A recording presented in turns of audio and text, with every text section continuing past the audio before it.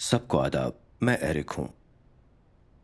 चूंकि कादिर मुतलक खुदा ने अपने आखिरी अयाम के फैसले के काम के लिए सच्चाइयों का इजहार किया, बहुत से लोगों ने सच्ची राह की तहकीक की, फिर निजात दहिंदा की वापसी का खैर मकदम किया।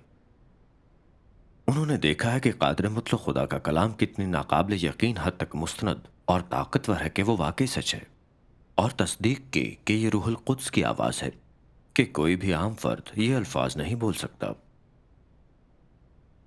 खुदा की आवाज़ सुनकर उन्होंने कादिर मुतलक खुदा को कबूल किया, खुदा के तख्त के सामने उठाए गए और बर्रे की शादी की ज़ियाफ़त में शिरकत की।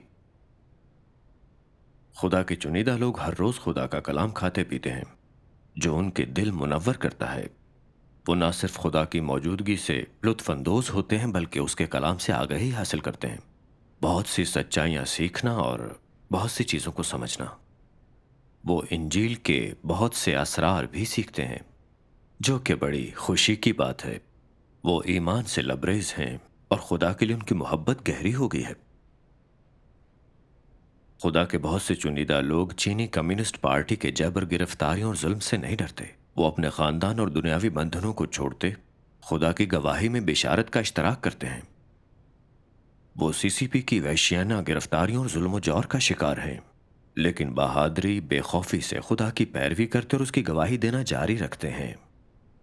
उन्हें शिकस्त नहीं हुई और वो यकीनन ख़त्म नहीं हुए हैं। उन्होंने खुदा के लिए बड़ी गूंजदार गवाही दी है। कादिर मुतलक खुदा की बादशाही की खुशखबरी अब ज़मीन पर हर मुल्क में फैल चुकी है, और इन बहुत सौ में कादिर मुतलक खुदा की कलीसिया कायम की गई है।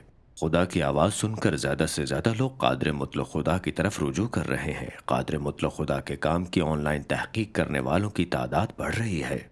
यह खुदावंद यसू की पेशनगोई को पूरा करता है, क्योंकि जैसे बिजली मशरिक से कौंद कर मगरिब तक दिखाई देती है, वैसे ही इब्ने आदम का आना होगा। कादिर मुतलक खुदा कहता है, मैं पूरी कायनात में अपना काम कर रहा हूँ और मशरिक में तमाम कौमों और फिरकों को लर्जा बरंदाम कर देने वाली गरज चमक के साथ ये लामुतनाही तौर पर जारी है। ये मेरी आवाज़ है जो तमाम लोगों को हाल में ले आई है। मैं अपनी आवाज़ से तमाम लोगों को फतह करने, इस धारे में शामिल होने और मेरे हुजूर सरे तस्लीमे खम करने पर मजबूर करता हूँ, क्योंकि मैंने तवील अरसा पहले तमाम रोए ज़मीन पर अपना जलाल दोबारा हासिल कर लिया है और इसे मशरिक में नए सिरे से जारी किया है। कौन है जो मेरा जलाल देखने की तमन्ना नहीं करता? कौन है जिसे बेचैनी से मेरी वापसी का इंतजार नहीं? कौन है जो मेरे दोबारा ज़हूर का प्यासा नहीं है? कौन है जो मेरी दिलकशी को याद नहीं करता? कौन है जो रोशनी में नहीं आएगा? कनान की दौलत कौन नहीं देखेगा? कौन है जो निजात दहिंदा की वापसी की ख्वाहिश नहीं करता? कौन उसकी परस्तिश नहीं करता जो कुदरत में अजीम है? मेरी आवाज़ तमाम रोए ज़मीन पर फैल जाएगी। मैं अपने मुंतखब लोगों का सामना करूँगा और उनसे मज़ीद अल्फाज कहूँगा। पहाड़ों और दरियाओं को हिला देने वाली ज़बरदस्त घन गरज की तरह मैं अपनी बातें पूरी कायनात और बनी नौ इंसान से कहता हूँ। लिहाजा मेरे अल्फाज इंसान का ख़जाना बन गए हैं और तमाम इंसान मेरे अल्फाज अजीज रखते हैं। बिजली मशरिक से मगरिब तक पूरी तरह चमक रही है। मेरे अल्फाज ऐसे हैं कि इंसान उन्हें तर्क करने से मुतनफ़र है और साथ ही इनको नाकाबिले फ़हम पाता है, लेकिन इन तमाम चीज़ों से और ज़्यादा मसरूर होता है। तमाम लोग खुश और मसरूर हैं, मेरी आमद का जश्न मना रहे हैं, गोया ابھی ابھی کوئی بچہ پیدا ہوا ہو۔ میں اپنی آواز کے وسیلے سے سب انسانوں کو اپنے سامنے لاؤں گا۔ اس کے بعد سے میں باضابطہ طور پر نسل انسانی میں شامل ہو جاؤں گا تاکہ وہ میری عبادت کرنے آئیں۔ میں اپنے درخشاں جلال اور اپنے منہ کے الفاظ کے ساتھ اسے ایسا بناؤں گا کہ تمام لوگ میرے سامنے آئیں اور دیکھیں کہ بجلی مشرق سے چمکتی ہے، اور یہ کہ میں مشرق کے جبل زیتون پر بھی اتر آیا ہوں۔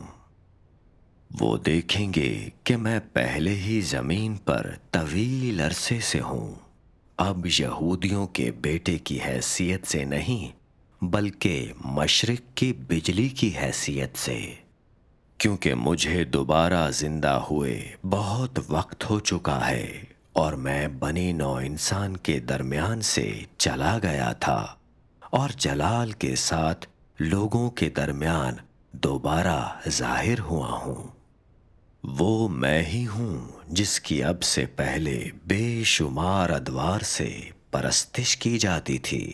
میں وہ شیرخوار بچہ بھی ہوں جسے بنی اسرائیل نے اب سے بے شمار ادوار پہلے چھوڑ دیا تھا۔ مزید برآں میں موجودہ دور کا عظیم الشان قادر مطلق خدا ہوں۔ سب میرے تخت کے سامنے آئیں اور میرا جلالی چہرہ دیکھیں، میری آواز سنیں اور میرے کام دیکھیں۔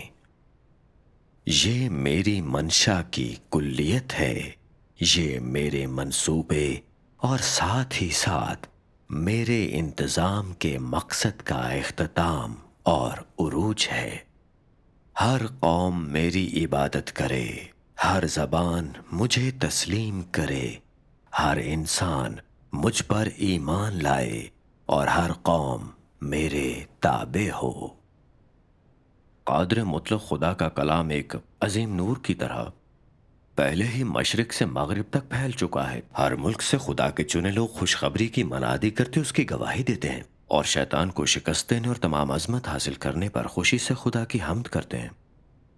قادر مطلق خدا ظاہر ہوا اور آفات سے قبل کام شروع کیا اور اس نے غالبوں کا ایک گروہ بنایا۔ اس کی بادشاہی کی خوشخبری ہر قوم میں پھیل چکی ہے اور آفات اسی کے مطابق پیچھے آئیں۔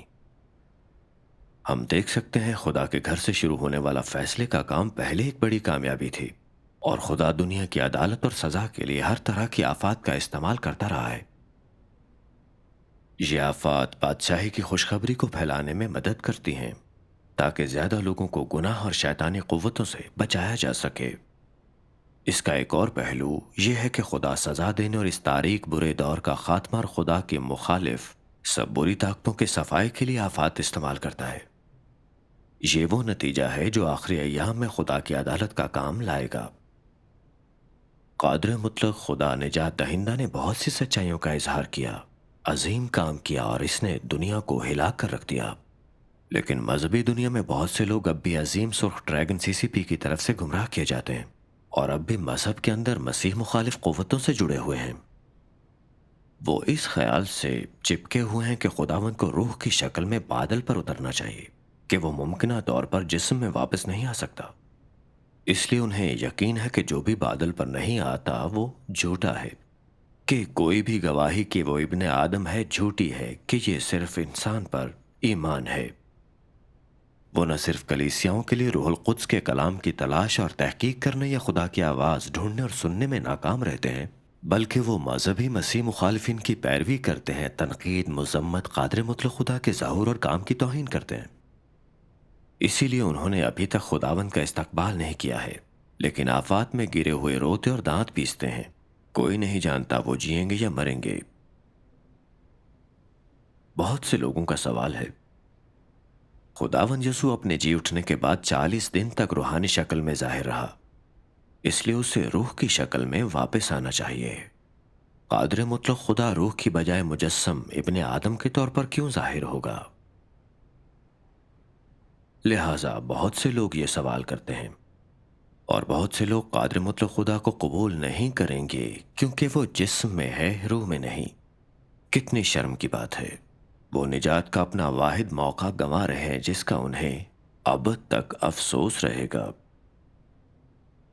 آگے میں سوال کو حل کرنے کے لیے تھوڑی سی رفاقت کا اشتراک کروں گا کہ آخری ایام میں خدا روح کی بجائے جسم میں کیوں ظاہر ہوتا ہے؟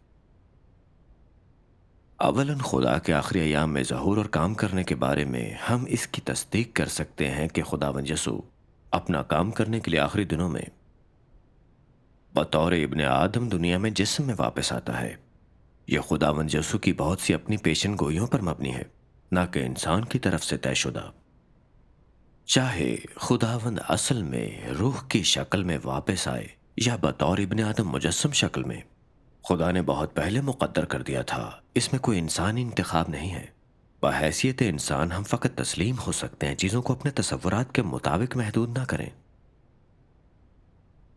در حقیقت اگر خدا کی پہلے سے طے شدہ ظہور کی شکل انسانی تصورات کے مطابق نہیں بھی ہوتی تو یہ بہترین ہے اور ہماری نجات کے لیے سب سے زیادہ بامعنی اور فائدہ مند بھی۔ یہ غلط نہیں ہو سکتا۔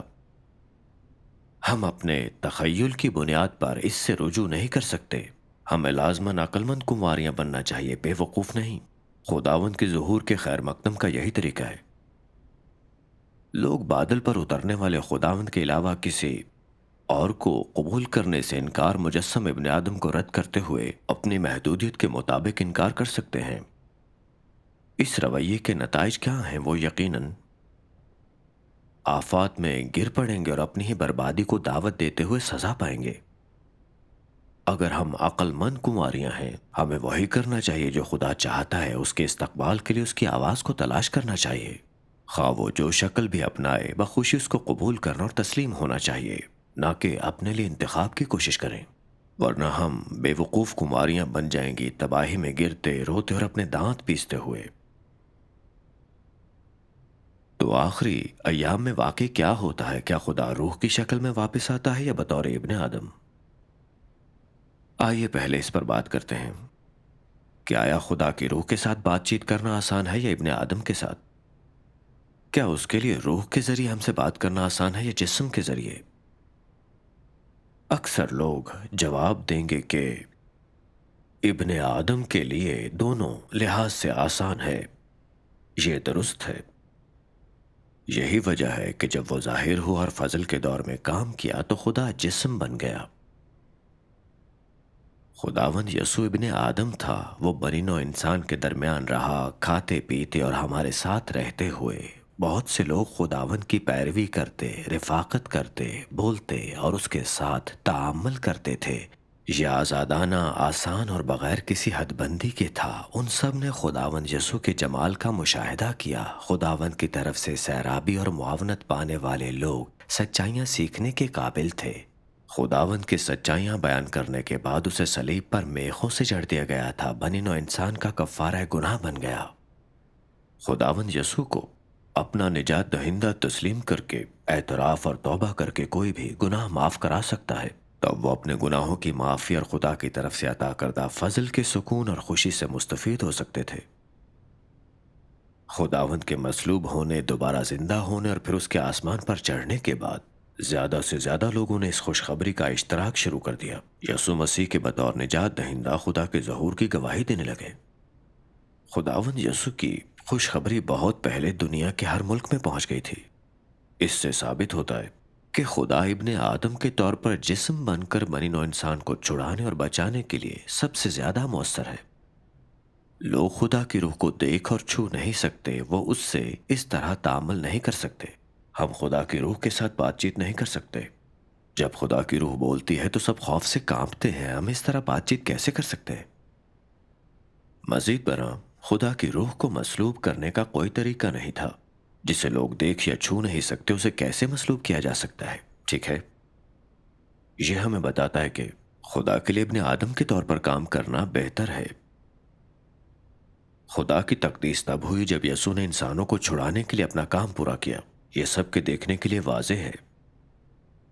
ہم خداوند یسوع کے کام کے حقائق سے یقین کر سکتے ہیں۔ کہ نوع انسانی کو بچانے کے خدا کے کام میں خواہ وہ خلاصی کا کام ہو یا آخری ایام کا فیصلے کا کام، ابن آدم کے طور پر مجسم ہونا سب سے بڑھ کر موضوع ہے جس کے بہتر نتائج برآمد ہوتے ہیں۔ نیز خدا کا آخری ایام میں ابن آدم کے طور پر مجسم ہونا خداوند یسوع کی پیشن گوئیوں کو پورا کرتا ہے۔ ابن آدم کا آنا، ابن آدم آ جائے گا، اور ابن آدم اپنے دن میں۔ جو لوگ انجیل کو اچھی طرح جانتے ہیں وہ دیکھ سکتے ہیں کہ خداوند کے الفاظ پورے ہو چکے ہیں۔ تو کیوں لوگ ابن آدم کے ظہور اور کام کے بارے میں تصورات سے چمٹے رہتے ہیں؟ کیوں بہت سے لوگ اب بھی اصرار کرتے ہیں کہ خداوند روح کی شکل میں بادل پر اترے گا؟ یہ واقعی احمقانہ اور جاہلانہ بات ہے۔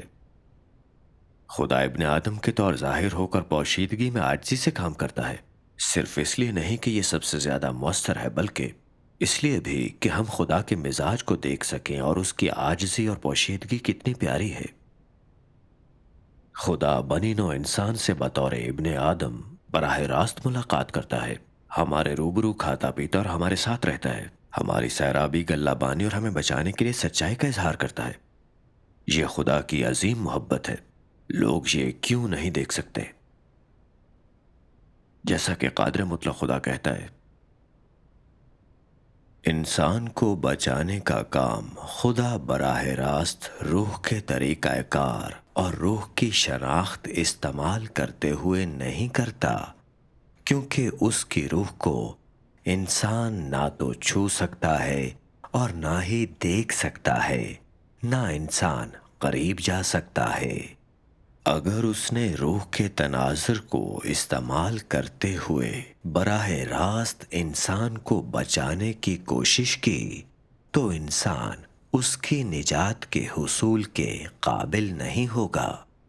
اگر خدا نے ایک تخلیق شدہ انسان کی ظاہری شکل نہ اپنائی تو انسان کے لیے یہ نجات حاصل کرنے کا کوئی راستہ نہیں ہوگا، کیونکہ انسان کے پاس اس تک پہنچنے کا کوئی راستہ نہیں ہے۔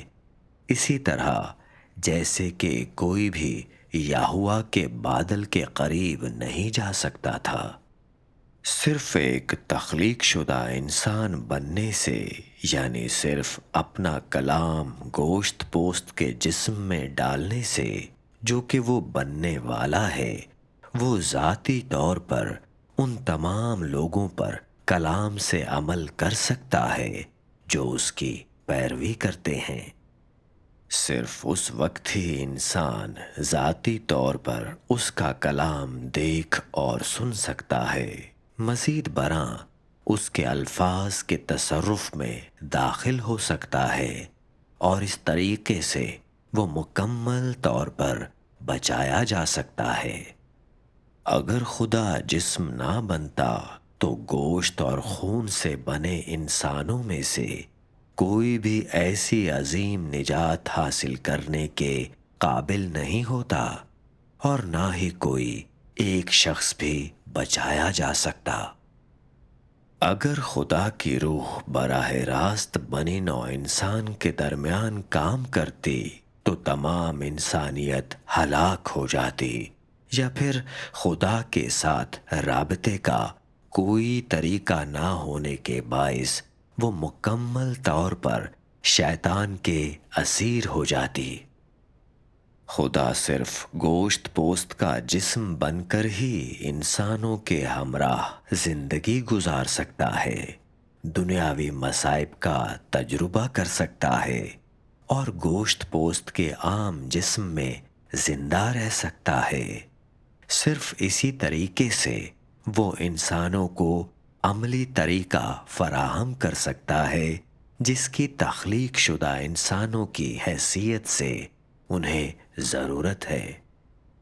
انسان آسمان کی طرف سے براہ راست یا اپنی دعاؤں کے جواب میں نہیں، بلکہ مجسم خدا کے ذریعے ہی خدا کی طرف سے مکمل نجات حاصل کرتا ہے، کیونکہ گوشت اور خون کا ہونے کی وجہ سے انسان کے پاس خدا کی روح کو دیکھنے کا طریقہ نہیں ہوتا، اور اس کی روح تک پہنچنے کا امکان تو اور بھی دور کی بات ہے۔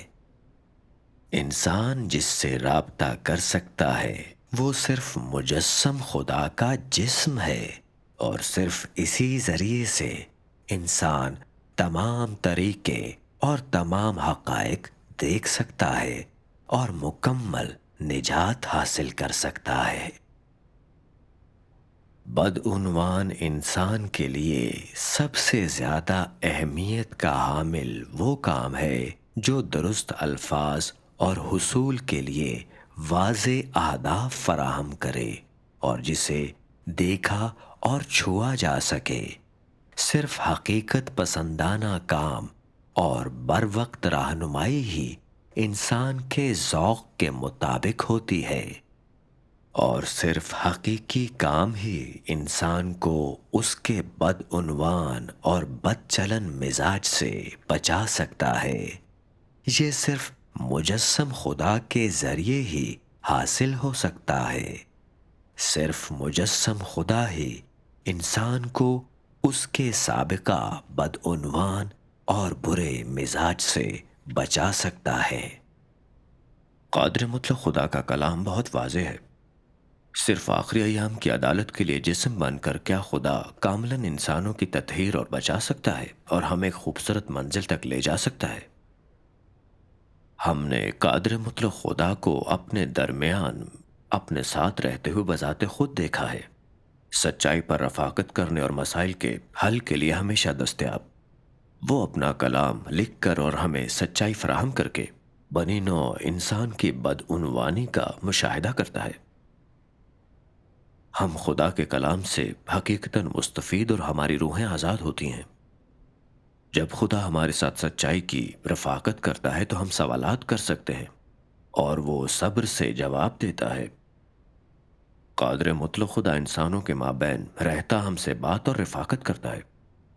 ہمارا ہر لفظ، ہمارا ہر اشارہ، یہاں تک کہ ہمارا ہر خیال، سب کچھ خدا کے سامنے روز روشن کی طرح یہاں ہے۔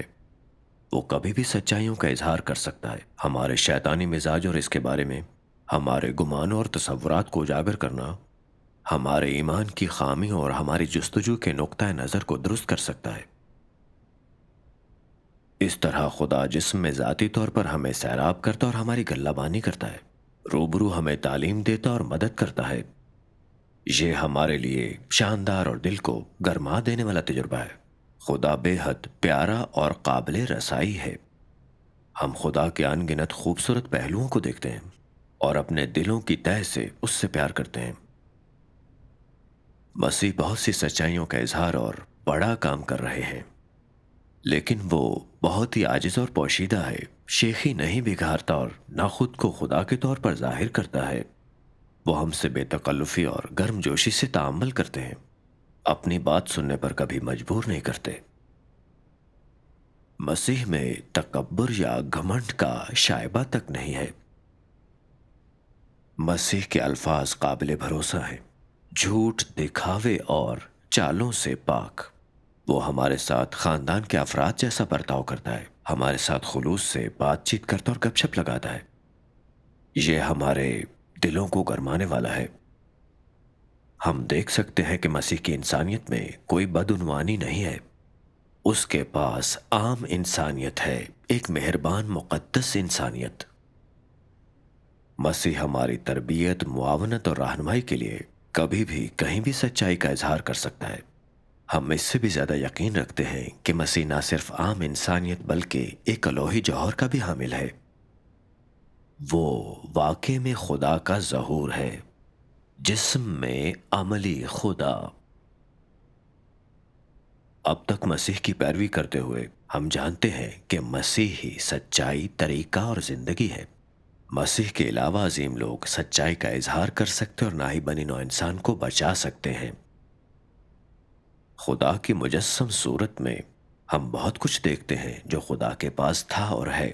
ہم مسیح کا الوہی جوہر دیکھتے ہیں، اور ہم دیکھتے ہیں کہ خدا کا مزاج مقدس اور راست باز ہے۔ ہم دیکھتے ہیں کہ خدا کتنا منکسر، پوشیدہ، نہایت مہربان اور خوبصورت ہے۔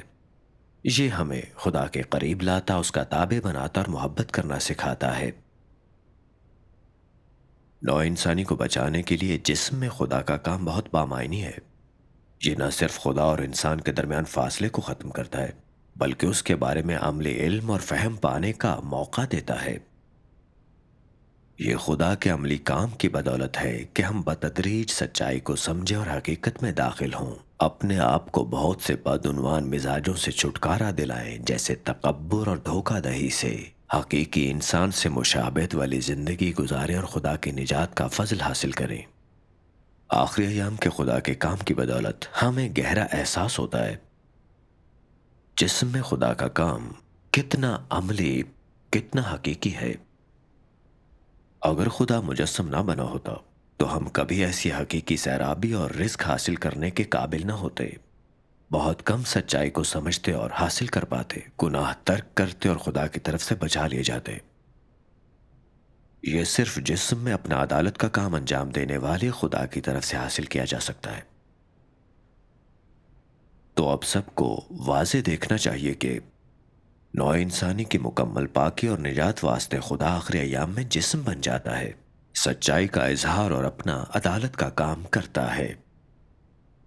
اگر خدا نے ظاہر ہونا اور روح میں کام کرنا تھا تو ہم خراب لوگوں کے پاس سچائی کو حاصل کرنے کا موقع نہ ہوتا، اور ہم بدعنوانی سے جان چھڑانے اور خدا کی نجات کے قابل نہ ہوتے۔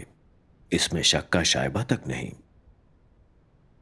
تاہم بہت سے لوگ دیکھتے ہیں کہ قادر مطلق خدا نے لاتعداد سچائیوں کا اظہار کیا ہے اور تسلیم کرتے ہیں کہ اس کے کلام میں اختیار اور طاقت ہے، لیکن چونکہ وہ ابن آدم ہے جس کی شکل حسب معمول اور عام سی ہے، وہ قادر مطلق خدا کی مذمت کرتے ہیں، کہتے ہوئے کہ وہ ایک آدمی ہے، خدا نہیں، حتیٰ کہ وہ اس کے ظہور اور کام کی دیوانہ وار مزاحمت، مذمت اور توہین کرتے ہیں۔ ہم یہ سوچے بنا نہیں رہ سکتے کہ 2000 سال قبل جب خداوند یسوع کام کرنے آیا تھا، چونکہ خداوند یسوع کی شکل عام سی تھی، فریسیوں نے ایسا سلوک کیا جیسے ایک عام آدمی ہو اور اس پر تنقید کرتے ہوئے کہا، کیا یہ ناصری نہیں ہے؟ کیا یہ بڑھئی کا بیٹا نہیں ہے؟ چاہے اس نے کتنی ہی سچائی کا اظہار کیا اور معجزات دکھائے، مگر فریسیوں نے اس کی تلاش کی اور نہ قبول کیا۔ اس کی بجائے تنقید کی، کہتے ہوئے کہ وہ بدروحوں کے شہزادے کی مدد سے بدروحوں کو نکال رہا ہے، اور بالآخر اسے صلیب پر میخوں سے چڑھ دیا اور سب سے گھناؤنا گناہ کیا۔ وہ خدا کی طرف سے لعنت اور سزا یافتہ تھے۔ خدا اب ظاہر ہوا ہے اور ابن آدم کے طور پر 2 بار کام کیا ہے، تو لوگ اسے کیوں نہیں پہچانتے بلکہ مسیح کی مخالفت، مذمت اور اسے مسترد کرتے ہیں؟ وہ کہاں غلطی کر رہے ہیں؟ یہ اس لیے ہے کہ وہ صرف باہری حالت دیکھتے ہیں کہ مسیح ایک عام شخص کی طرح نظر آتا ہے۔ وہ تحقیق نہیں کرتے اور اس کی ظاہر کردہ سچائیوں کو نہیں پہچانتے۔ وہ مسیح کے الوہی جوہر کو نہیں دیکھ پاتے، بلکہ انسانی تصورات کی وجہ سے مسیح سے لڑتے اور مذمت کرتے ہیں، اس لیے انہیں سزا دی اور لعنت کی جاتی ہے۔ انجیل کہتی ہے، جو بیٹے پر ایمان لائے ہمیشہ کی زندگی اس کی ہے، جو بیٹے پر ایمان نہیں رکھتا خدا کا غضب اس پر رہتا ہے۔ جو بھی ابن آدم کی مخالفت کرتا ہے وہ روح القدس کی توہین کے گناہ کا ارتکاب کر رہا ہے، اور اس دنیا یا آخرت میں معاف نہیں کیا جا سکتا۔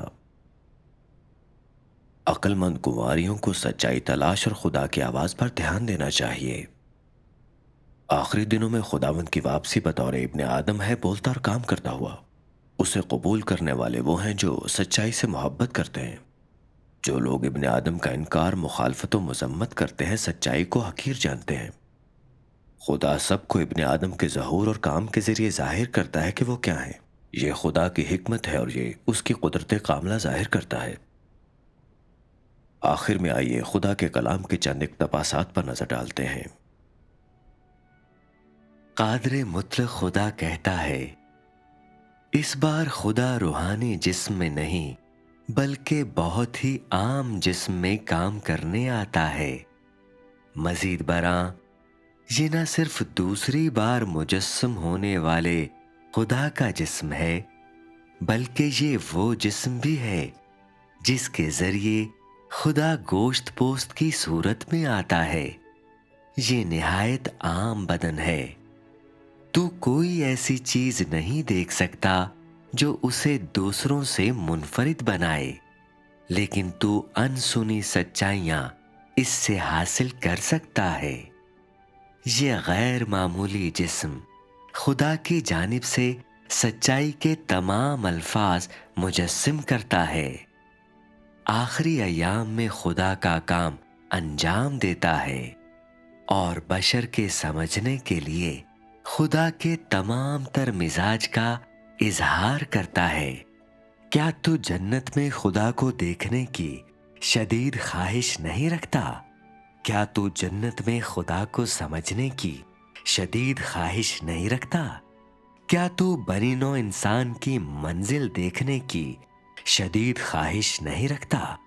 وہ تجھے یہ تمام راز بتائے گا، وہ راز جو کوئی بشر تجھے بتانے کے قابل نہیں تھا، اور یہ تجھے وہ سچائیاں بھی بتائے گا جو تو نہیں سمجھتا۔ وہ بادشاہی کے لیے تیرا دروازہ ہے اور نئے دور میں تیرا رہنما۔ ایسا معمولی جسم اپنے اندر بہت سے ناقابل ادراک راز لیے ہوئے ہے۔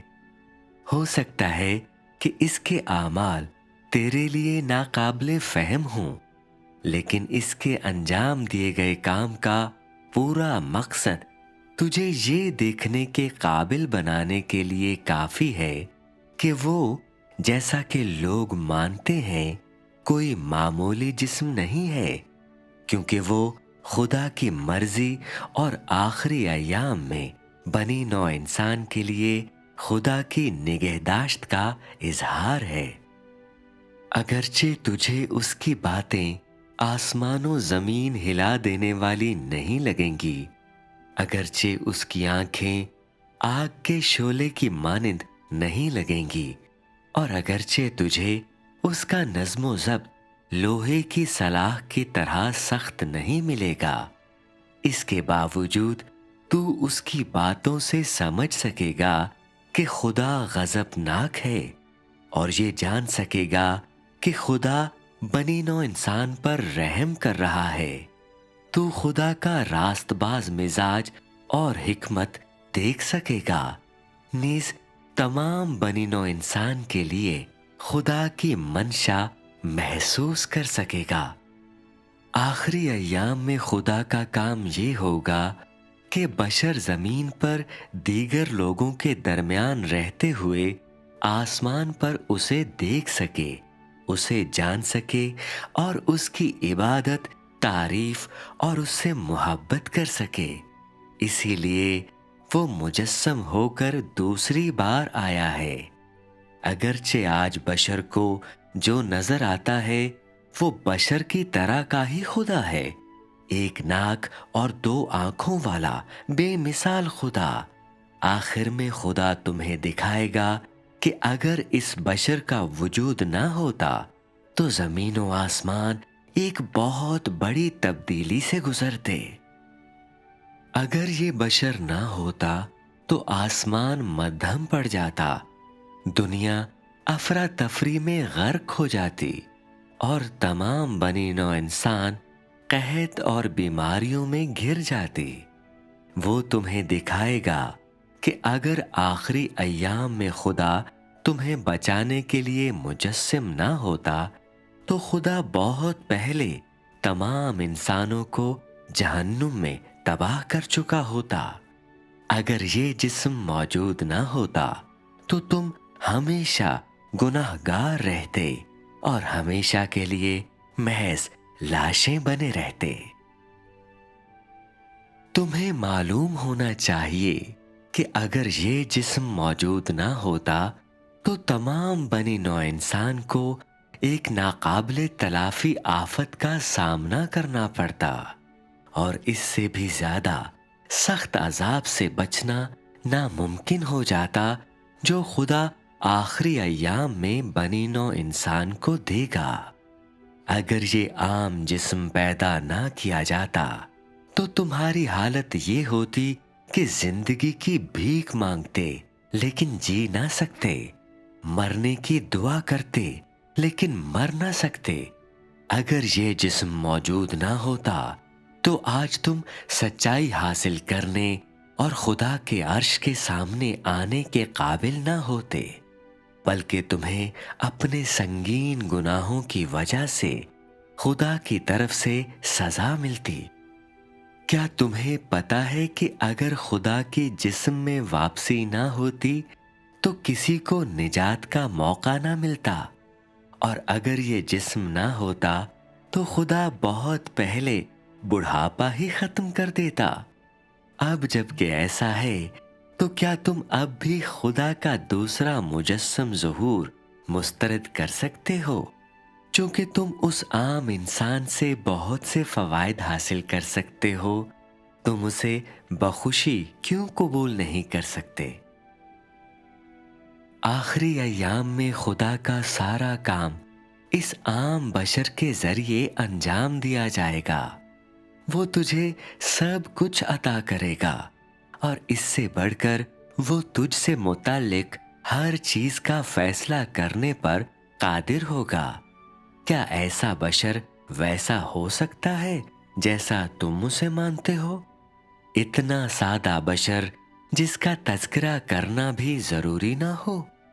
کیا فقط اس کی سچائی تمہیں مکمل قائل کرنے کے لیے کافی نہیں؟ کیا اس کے اعمال کی گواہی تمہیں مکمل قائل کرنے کے لیے کافی نہیں؟ یا ایسا ہے کہ جو راستہ وہ لایا ہے وہ اس لائق نہیں کہ تم اس پر چلو؟ جب سب کہہ اور کر لیا جائے تو ایسی کیا چیز ہے جو تمہیں اس سے نفرت کرنے اور اسے دور بھگانے اور اس سے کنارہ کشی کرنے پر مجبور کرتی ہے؟ یہ وہ بشر ہے جو سچائی کا اظہار کرتا ہے، یہی وہ بشر ہے جو سچائی فراہم کرتا ہے، نیز یہی وہ بشر ہے جو تمہیں پیروی کرنے کا راستہ بتاتا ہے۔ کیا ایسا ہو سکتا ہے کہ تم ان سچائیوں میں خدا کے کام کا سراغ پانے سے قاصر ہو؟ یسوع کے کام کے بغیر نوع انسانی صلیب سے نجات نہیں پا سکتی تھی، لیکن آج کے مجسم ہونے کے بغیر وہ لوگ جو صلیب سے نجات حاصل کرتے ہیں وہ کبھی خدا کی رضا حاصل نہیں کر سکتے، اور نہ ہی نئے دور میں داخل ہو سکتے ہیں۔ اس عام بشر کی آمد کے بغیر تمہیں کبھی خدا کا حقیقی چہرہ دیکھنے کا موقع نہیں ملتا، اور نہ ہی تم اس کے اہل ہوتے، کیونکہ تم وہ تمام چیزیں ہو جنہیں بہت پہلے فنا ہو جانا چاہیے تھا۔ خدا کے دوسری بار مجسم ہو کر آنے کی وجہ سے خدا نے تمہیں معاف کر دیا اور تم پر رحم کیا۔ اس کے باوجود آخر میں جو الفاظ میں تم سے کہوں گا وہ یہ ہیں: یہ عام بشر جو خدا کا مجسم ہے تمہارے لیے انتہائی اہمیت کا حامل ہے۔ یہ وہ عظیم چیز ہے جو خدا پہلے ہی انسانوں میں کر چکا ہے۔ ہمارے پاس آج آپ کے لیے اتنا ہی ہے۔ اگر آپ مزید سچائیاں جاننا چاہتے ہیں یا کوئی سوال پوچھنا چاہتے ہیں، ہم نیچے تبصرہ چھوڑنے پر آپ کا خیر مقدم کرتے ہیں۔ ہم آپ کو اگلی بار ملیں گے۔